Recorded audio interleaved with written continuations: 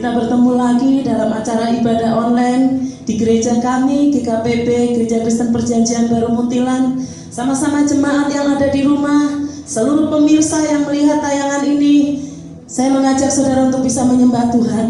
Tidak terasa kita memasuki awal bulan Agustus tanggal 2 ini. Kita masih diberi kesempatan untuk bisa menyembah Tuhan. Kita masih diberi kesempatan untuk bisa memuji meninggikan namanya. Kita bersyukur saudara dan saya terbatas, tetapi kuasa Roh Kudus tidak bisa dibatasi oleh apapun. Saya mengajak saudara yang ada di rumah, yang sedang menyaksikan tayangan ini, untuk bangkit berdiri, siapkan hatimu. Kita sama-sama mau menyembah Tuhan. Sama-sama kita mau tinggikan namanya. Kita bersyukur kepada Tuhan. Dia yang layak dipuji, Dia yang layak disanjung, Dia yang layak diagungkan. Namanya Yesus Kristus. Kita rapat kasih nama. Kami bersyukur Tuhan.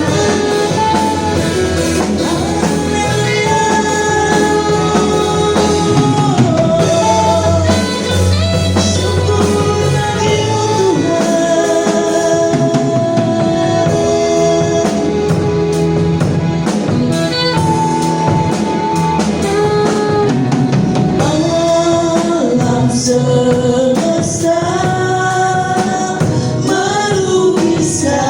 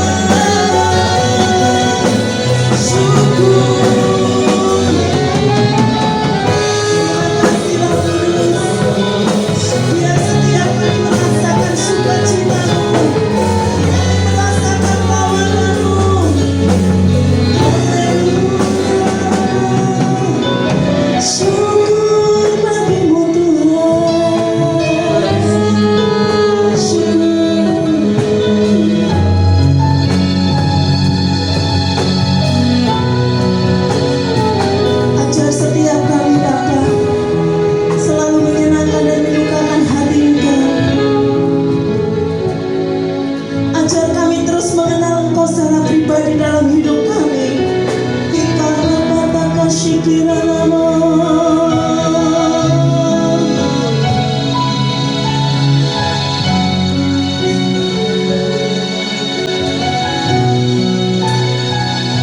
satu pribadi, biar saudara selalu rindu kepada pribadi itu. Sama-sama naikkan pujian ini. Ajarku mengenalmu,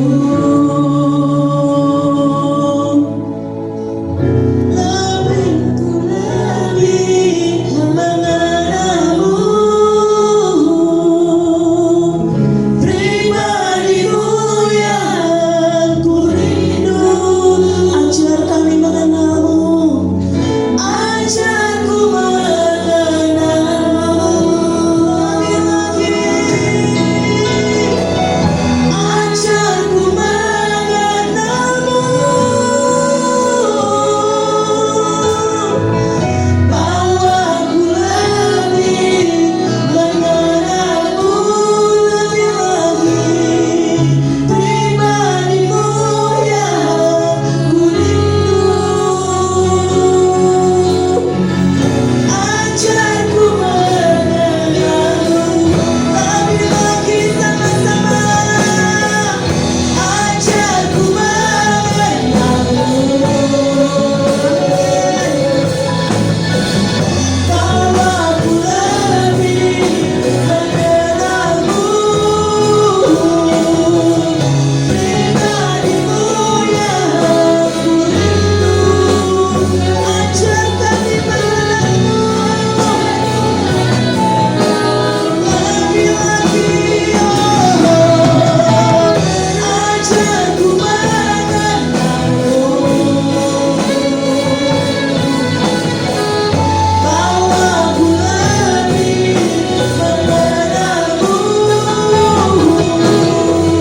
pribadimu yang ku rindu. Ajar kami lebih mengenalmu, lebih lagi, ajarku mengenalmu, bawa kami Tuhan mengenalmu, pribadimu yang ku rindu. Ajarku mengenalmu, lebih lagi bawa kami mengenalmu. Ajarku mengenalmu, bawaku lebih mengenalmu, pribadimu yang ku rindu. Ajarku mengenal, lebih lagi ajar kami mengenalmu Tuhan. Ajarku mengenalmu, amin. Bawaku lebih mengenalmu, pribadimu yang ku rindu.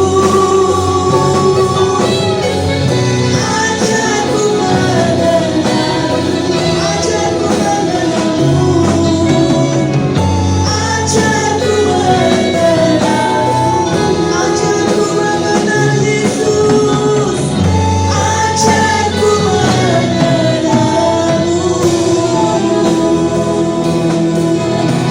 Kami bersyukur, biar setiap kami dibawa lebih mengenal Engkau Yesus. Haleluya. Terima kasih Bapa. Kami bersyukur bahwa seluruh jemaat-Mu, bahwa seluruh pemirsa yang ada yang sudah mengenal-Mu, lebih mengenal lagi Engkau. Di dalam nama Tuhan Yesus kami bersyukur. Sama-sama yang percaya katakan amin. Sama-sama kita mau bersorak-sorai untuk Tuhan, bahwa kasih setianya itu nyata buat saya dan saudara, amin. Engkau sehat, engkau kuat hari ini karena semua kemurahan Tuhan, amin. Sama-sama naikkan pujian. siang ini deh.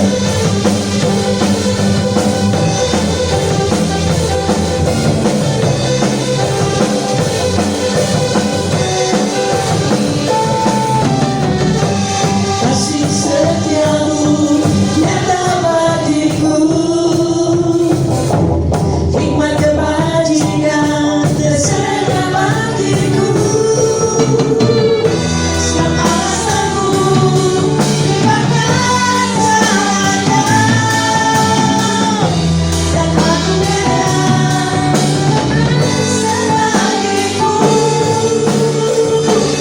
Aku diberkati, aku dilimpahi, karena alasanku untuk menyediakan. Aku diberkati, aku dilimpahi, atas sempurna anugerah Tuhan bagiku.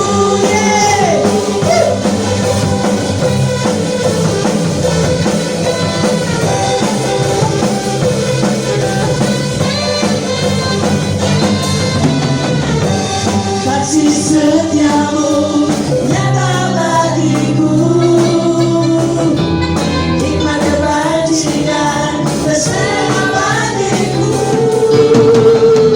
Sebab alasanku dibakar jalannya, dan anugerah sangat besar bagiku. Aku diberkati, aku dilimpahi, karena alasanku untuk menyediakan. Aku diberkati, aku dilimpahi, atas sempurna anugerah Tuhan kami. Aku diberkati, aku dilimpahi, karena alasanku untuk menyediakan. Aku diberkati, aku dilimpahi, atas sempurna anugerah Tuhan kami. Dia musik menyembah Tuhan.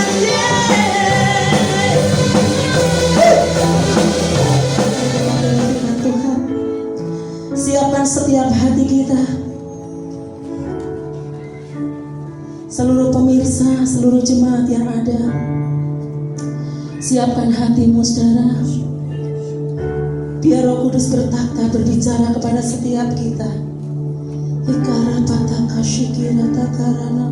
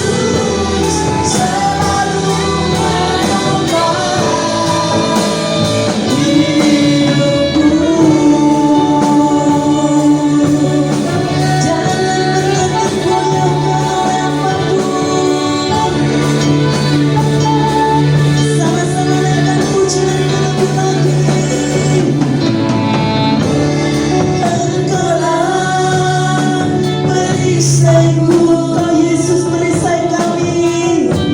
Saat badai hidup menerpaku, janjimu di dalamku. Katakan Kau pulihkan jiwa kami, jiwaku. Ku kan berdiri di tengah badai.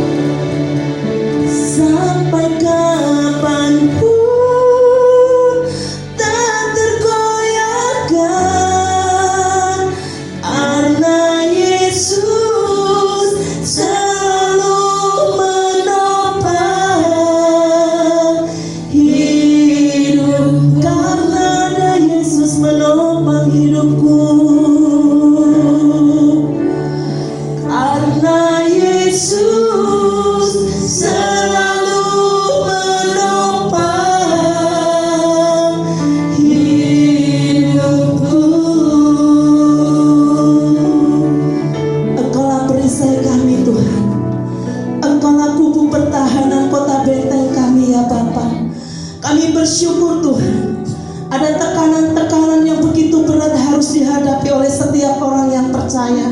Tapi kami bersyukur kalau sampai saat ini kami ada, semua karena kami memiliki nama yang ajaib, yaitu Yesus Kristus. Kami sampai saat ini masih bisa bertahan karena ada Engkau Yesus. Hikaramanataka sikira patakaranamu, hikaramanataka sikira patakaranamu. Bapak, kami bersyukur pada pagi hari ini.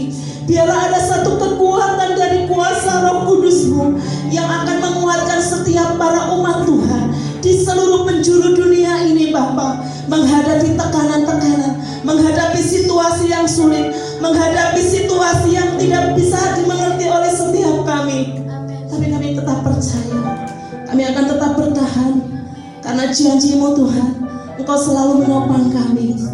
Kuatkan, teguhkan setiap hati setiap kami, umat-umat Tuhan yang selalu berpegang teguh kepada kebenaran firman-Mu. Kalau sebentar Tuhan kami diberkati oleh firman-Mu, biarlah Engkau menjamah setiap pribadi lepas pribadi kami, setiap para pemirsa, setiap para jemaat-Mu yang akan menyaksikan tayangan ini Tuhan, diberkati dengan sukacita ketika mendengar firman-Mu. Dibukakan setiap telinga kami menjadi telinga seorang murid yang bisa bertumbuh firman Tuhan di dalam hidup kami. Di dalam nama Tuhan Yesus kami sambut dengan sukacita kebenaran firman-Mu. Yang percaya sama-sama katakan dengan saya amin. Shalom, selamat pagi saudara-saudara yang kami kasih dalam Tuhan. Lama kita tidak berjumpa. Kita berjumpa di dalam ibadah online ini. Saya sebenarnya juga rindu untuk ibadah dalam gereja, tetapi hal ini belum diperbolehkan. Tetapi tidak apa-apa, kita tetap ibadah bertemu di dalam ibadah online. Pagi hari ini saya akan berbicara tentang penyalahgunaan kuasa Allah. Saya sering mendengar orang menghakimi, penyembuhan dan mengusir setan itu berasal dari kuasa setan. Seringkali kita tidak begitu mengerti istilah nabi palsu dan menganggap nabi palsu itu seperti dukun yang punya kemampuan untuk menyesatkan anak-anak Tuhan dengan kekuatan gelapnya. Jika tipuan seperti ini dengan mudah terdeteksi oleh anak-anak Tuhan, cara seperti ini sangat kasar, hanya bisa dilakukan bagi orang-orang yang tidak beriman. Kita akan melihat di dalam kitab Matius 7 ayat 22. Matius 7 ayat 22 dan 23 demikian firman Tuhan. Pada hari terakhir banyak orang akan berseru kepadaku, Tuhan, Tuhan, bukankah kami bernubuat demi nama-Mu dan mengusir setan demi nama-Mu dan mengadakan banyak mukjizat demi nama-Mu juga? 23. Pada waktu itulah aku akan berterus terang kepada mereka dan berkata, aku tidak pernah mengenal kamu, hanyalah daripadaku kamu sekalian pembuat kejahatan. Ayat inilah yang sering dipahami dengan salah. Dianggapnya orang-orang yang menyembuhkan orang sakit, bernubuat, mengusir setan ini dari kuasa kegelapan, dan curiga bahwa hamba Tuhan tersebut memakai kuasa setan. Yesus ketika mengusir setan juga dikatakan oleh orang-orang Yahudi seperti ini. Kita akan melihat, kita akan belajar di dalam Matius 12 ayat 24 sampai dengan ayat yang ke-26. Matius 12 ayat 24 sampai dengan ayat yang ke-26. Demikian firman Tuhan. Tetapi ketika orang Farisi mendengarnya, maka berkata, dengan Beelzebul, penghulu setan, ia mengusir setan. Tetapi Yesus mengetahui pikiran mereka, lalu berkata kepada mereka, setiap kerajaan yang terpecah-pecah pasti binasa, dan setiap kota atau rumah tangga yang terpecah-pecah tidak dapat bertahan. Demikianlah juga kalau iblis mengusir iblis, ia pun terbagi-bagi dan melawan dirinya sendiri. Bagaimanakah kerajaannya dapat bertahan? Jadi kalau setan saling mengusir atau saling gontok-gontokan, pastilah misinya akan hancur sendiri. Kita harus tahu ini. Justru Yesus memerintahkan, kita akan belajar lagi. Matius 10 ayat 7 sampai 8. Matius 10 ayat 7 sampai dan ayat yang ke-8. Demikian firman Tuhan. Matius 10 ayat 7, pergilah, beritakanlah kerajaan surga sudah dekat. Sembuhkanlah orang sakit, bangkitkanlah orang mati, tahirkanlah orang kusta, usirlah setan-setan. Kamu telah memperolehnya dengan cuma-cuma. Karena itu berikan pula dengan cuma-cuma. Nah, saudara harus mengerti, Tuhan memberikan kuasa kepada kita untuk dipakai secara luar biasa untuk mengusir setan, untuk menyembuhkan orang sakit itu. Tetapi saudara perhatikan, nabi palsu itu sebenarnya juga orang-orang yang diurapi Roh Kudus, tetapi tidak memiliki karakter yang baik karena belum lulus didikan dari Tuhan. Sekolah Alkitab atau teologi itu baik dan harus, tetapi didikan dari Tuhan lebih perlu, lebih penting untuk pembentukan karakter dan mental. Ini sangat penting. Yaitu apa? Pembentukan karakter dan mental itu penting. Orang-orang yang diurapi Roh Kudus tetapi tidak terdidik karakternya, ya, istilahnya daging diurapi Roh Kudus, inilah yang sangat berbahaya. Satu, saudara, bisa mencuri kemuliaan Tuhan atau menggantikan posisi Tuhan, sehingga jemaat Tuhan lebih menghormati hambanya daripada Tuhannya. Inilah yang dikatakan pengalihan dalam penyembahan atau merebut posisi Tuhan, atau seolah-olah hanya melalui dia saja jemaat bisa berhubungan dengan Tuhan. Seharusnya jemaat itu dibawa ke Tuhan, jemaat dibawa ke Tuhan, ya. Tetapi jemaat dibawa kepadanya, ya, supaya bergantung padanya dan selalu berkata, Tuhan berkata, kalau khotbah, ya, Tuhan berkata, yang lebih kacau lagi kalau bukan dari Tuhan, tetapi mengatasnamakan Tuhan. Sebenarnya hanya emosi kedagingannya. Ini namanya pemalsuan nama Tuhan. Kira-kira Tuhan suka tidak namanya digunakan untuk tujuan-tujuan kepentingan pribadi? Saya yakin Tuhan gak suka. Maka kita harus jeli dalam hal ini. Seringkali juga bernubuat, tetapi untuk mencari keuntungan pribadi dan hanya untuk mencari popularitas diri, bahkan mengintimidasi atau menakut-nakuti. Yang seperti ini bukan cara Tuhan. Saya pernah melihat seorang hamba Tuhan berkata seperti ini, barang yang engkau sukai itu adalah berhala, semuanya harus diserahkan kepada Tuhan. Kemudian, ya, Perhatikan saudara, baik kalau diserahkan, cincin diserahkan, jam tangan diserahkan, HP diserahkan. Nah ini saudara perhatikan seperti ini. Ini benar-benar pernah terjadi.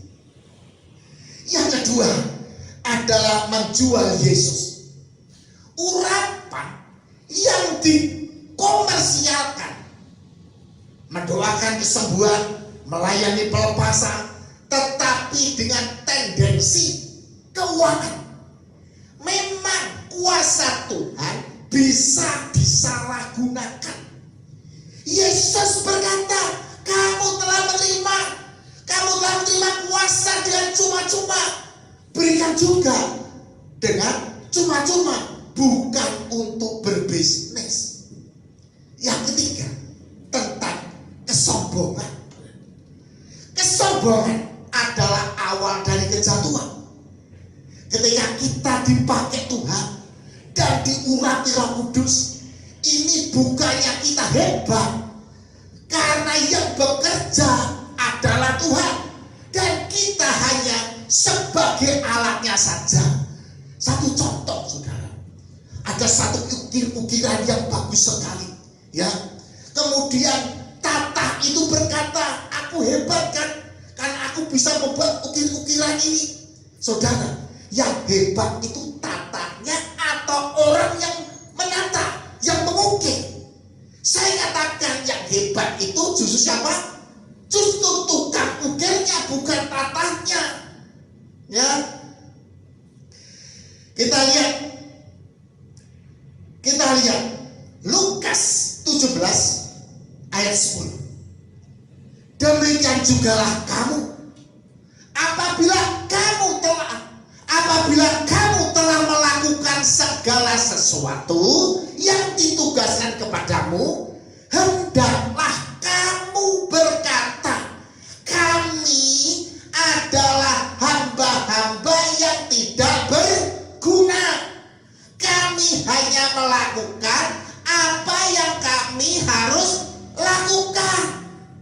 Saya katakan, sebenarnya tidak ada hamba Tuhan besar. Tidak ada hamba Tuhan yang besar. Yang ada adalah hamba Tuhan yang besar. Jadi yang besar itu bukan hambanya, tetapi Tuhannya yang besar. Awas rekan-rekan sekerja Allah, akan bahayanya kesombongan yang merasa sok hebat. Memang Tuhan memerintahkan di dalam Matius 10 ayat 8, sembuhkan orang sakit, bangkitkanlah orang mati, tahirkan orang kusta, usir setan-setan. Kamu telah memperolehnya dengan cuma-cuma. Saudara perhatikan, kamu telah memperoleh kuasanya dengan cuma-cuma. Karena itu berikanlah pula dengan cuma-cuma. Untuk mencari uang, mengatasnamakan Tuhan, itu mudah. Inilah orang yang ditolak oleh Tuhan. Padahal orang tersebut diurapi dengan Roh Kudus, tetapi menyalahgunakan kuasa Allah atau menjual urapan. Inilah yang disebut pengkhianatan atas nama Tuhan. Jadi urapan Roh Kudus tidak menjamin keselamatan. Saudara harus mengerti, urapan itu tidak menjamin keselamatan. Saudara, sebelum saya bertobat, saya ini pengikut okultisme dan sempat belajar selama 7 tahun. Jika orang atau hamba Tuhan menggunakan kuasa kegelapan, saya akan tahu. Bukan saya sombong, tetapi saya akan tahu karena saya punya pengalaman, karena saya pernah menjadi murid iblis. Yang sukar untuk dideteksi bukanlah kuasa kegelapan, saudara, atau kuasa setan, bukan, saudara. Yang sulit dideteksi adalah roh kedagingan. roh kedagingan bisa menjadi satu dengan kuasa Roh Kudus. Jika kita mau menggunakan kuasa iblis, perhatikan, jika kita mau menggunakan kuasa iblis pasti akan meminta imbalan sebagai tumbalnya. Dan ada ritual-ritualnya. Jadi orang-orang yang di atas tadi adalah hamba Tuhan yang menyalahgunakan urapan Roh Kudus karena tidak memiliki karakter yang baik. Jadi tujuannya untuk mencari popularitas, mungkin juga untuk keuangan. Orang yang sudah dididik Tuhan akan melayani Tuhan dengan tulus hati dan tujuannya hanya penyelamatan jiwa-jiwa. Banyak orang bertanya pada saya, kalau orang yang mengusir setan, menyembuhkan orang sakit dengan nama Yesus, mengapa justru ditolak oleh Yesus? Kita harus mengerti bahwa nama Yesus itu ada kuasa. Orang yang ditolak tadi sebenarnya telah terima urapan, tetapi menyelewengkan dengan tujuan pribadi. Tetapi itu bukan kuasa setan. Ingat, itu bukan kuasa setan, tetapi apa? Roh kedagingan. Orang yang disembuhkan dengan kuasa kegelapan atau kuasa setan, tumbalnya adalah jiwanya sendiri. Jiwanya, ya, tumbalnya adalah jiwanya. Jasmaninya sembuh, tetapi jiwanya menjadi tawanan setan. Iblis tidak butuh tubuh kita. Yang diinginkannya adalah jiwanya. Banyak juga orang-orang yang tidak mengerti tentang kuasa Allah dan iman, langsung menghakimi seperti orang Parsi tadi dengan kuasa Beelzebul atau penghulu setan. Yesus mengusir setan. Inilah suatu penghakiman karena tidak ketahuan saja, karena tidak mengerti saja. Yesus mengatakan dalam Markus 16 ayat 17 dan 18, demikian firman Tuhan. Tanda-tanda ini akan menyertai orang-orang yang percaya. Mereka akan mengusir setan-setan demi namaku. Mereka akan berbicara dalam bahasa-bahasa baru bagi mereka. Pastilah, ya, saudara, pastilah Anda akan menemui kegagalan. Ya, karena apa? Kalau saudara tidak beriman. Markus 18, mereka akan memegang ular, dan sekalipun mereka minum racun maut, mereka tidak akan mendapat celaka. Mereka akan meletakkan tangannya atas orang sakit, dan orang itu akan sembuh. Saudara perhatikan, ini adalah perintah, bukan untuk kesombongan atau untuk mencobai Tuhan. Bila begini, tanda-tanda orang percaya. Ingat saudara, ya, yang begini ini adalah apa? Tanda-tanda orang percaya. Tanda orang percaya akan melakukan perintah Yesus. Ingat, sekali lagi saya katakan, hal ini bukan untuk gagah-gagahan, tetapi untuk kemuliaan nama Tuhan. Jadi orang percaya pasti bisa melakukan asal tidak bimbang. Ini adalah tandanya orang-orang percaya. Saudara percaya dengan imanmu? Saya yakin bahwa engkau, ya, saya yakin bahwa Anda pasti bisa mengusir setan dan menyembuhkan orang sakit karena Dia atau Yesus sudah berjanji dan akan menggenapinya. Percaya itu bukan sampai di mulut saja, tetapi disertai suatu tindakan. Karena iman tanpa tindakan adalah iman yang mati. Saudara seperti ya, bahwa semua janji-janji Tuhan itu akan digenapi, perintah Tuhan akan digenapi. Misalnya saudara seperti tadi, tanda-tandanya menyertai orang percaya. Mereka mengusir setan-setan demi namaku ya. Mereka akan menyembuhkan orang sakit, sekalipun mereka minum racun atau memegang ular beracun tidak dapat celaka. Itu bukan untuk gagah-gagah, untuk coba-coba, bukan. Saudara percaya ya, jika engkau percaya dan engkau bertindak, saudara pasti bisa. Sebab Roh Kudus yang ada di dalam engkau, urapan itu yang akan bekerja sehingga nama Tuhan dimuliakan. Amin. Tuhan Yesus memberkati. Mari kita tunduk kepala. Tuhan Yesus, terima kasih. Hamba sudah menyampaikan firman-Mu Tuhan tentang penyalahgunaan kuasa Allah. Hamba berdoa supaya orang-orang yang mendengarnya mengerti Tuhan. Biarlah Roh Kudus Kau menuntun mereka. Tuhan, hamba percaya Tuhan, supaya tidak ada penghakiman dan menyalahkan bahwa orang-orang itu memakai kuasa setan. Terima kasih Tuhan untuk kebaikan dan kemurahan-Mu. Tuhan, hamba berdoa, saudara angkat kedua tangan.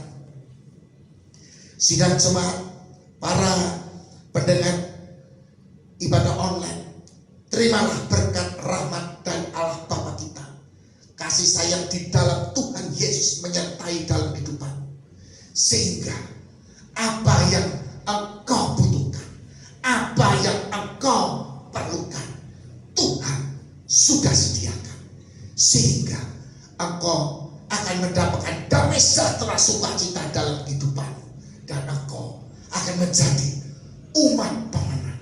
Terima kasih Tuhan. Di dalam nama Yesus kami berdoa.